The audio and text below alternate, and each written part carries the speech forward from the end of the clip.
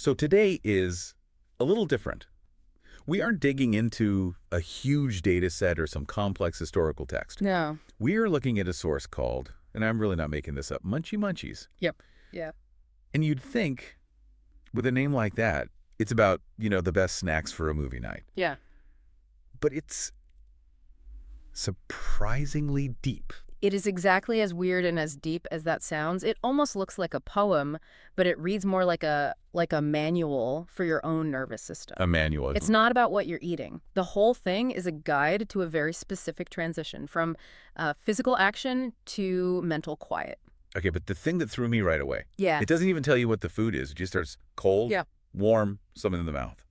That's it. Well, that anonymity is the whole point, right? I guess so. I mean, think about it. If the text said a warm piece of bread, your brain just instantly loads a file. You think about gluten or Paris or that bakery down the street. All the association. Yeah, exactly. By just saying something in the mouth, it forces you to stop intellectualizing. You can't think about the object. You can only feel the contact. Okay, but it gets really specific about that contact. Yeah. It says the texture is squishy but firm, which I'll be honest, that just makes me think of a gummy bear. Are we really supposed to find enlightenment in a gummy bear? Huh, maybe. But look at where the focus is. We usually just ignore that paradox of squishy but firm because we're just trying to get to the next bite. True. This source makes you actually dwell on the resistance. It's not about the flavor. It's about the physics of it, the mechanics. It does get a little primal, though. There's this one line that it's almost uncomfortable. Gums like the pressure. It is, isn't it? We don't really talk about our gums enjoying things. It sounds like we're describing a machine, not a person eating. Right, because we're not used to thinking of our mouths as machinery. But the text is doing that on purpose. It's deconstructing the act. Hands hold, jaw moves. Breaking it down. Just into component parts. And gums like the pressure is. It's pure sensory feedback. It's acknowledging a feeling that usually gets drowned out by our thoughts. And that machinery gets into a kind of rhythm.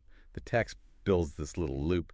Press, chew, pause. And then push again. Yeah, it feels hypnotic, even just reading it on the page. That rhythm is the whole engine of the experience. This is where we get to the core of it. The text says it plainly, mouth busy, body calm. Oh, Okay, it's basically hacking your nervous system. It's using that repetitive mechanical rhythm of the jaw, that press, chew, pause to kind of force the rest of the body to power down. So the chewing isn't just about eating. It's an anchor. That's a perfect way to put it. It's somatic anchoring. If the jaw is fully occupied with the busyness of that rhythm, the brain has to stop spinning. It can't multitask. Exactly. The text even says, no thinking, no meaning. It shuts off all the mental chatter because the physical feeling is just too demanding to ignore. I have to say, my favorite part is the decision-making process, or the lack of one. The only rule is, if it feels good, keep going. If it doesn't, let go. It just bypasses all modern complexity. You're not asking, is this good for me, or do I have time for this? You just return to this incredibly simple binary state. Good or not good? Yes or no.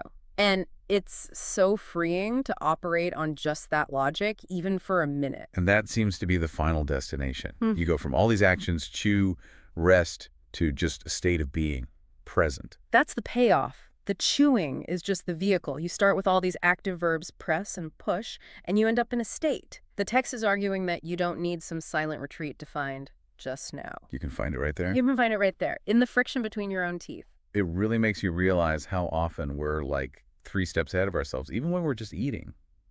We're never just chewing. We're almost never just doing anything, are we? We're doing one thing while thinking about the next thing. This is a reminder that the path to the present moment can be just simple, tactile exploration. A short journey, but a really grounding one. We went from squishy but firm all the way to a clear mind. So here's something to try later. This text stripped the name away from the food to heighten the sensation. When was the last time you experienced something, a sound, a touch, a taste, without your brain immediately slapping a label on it?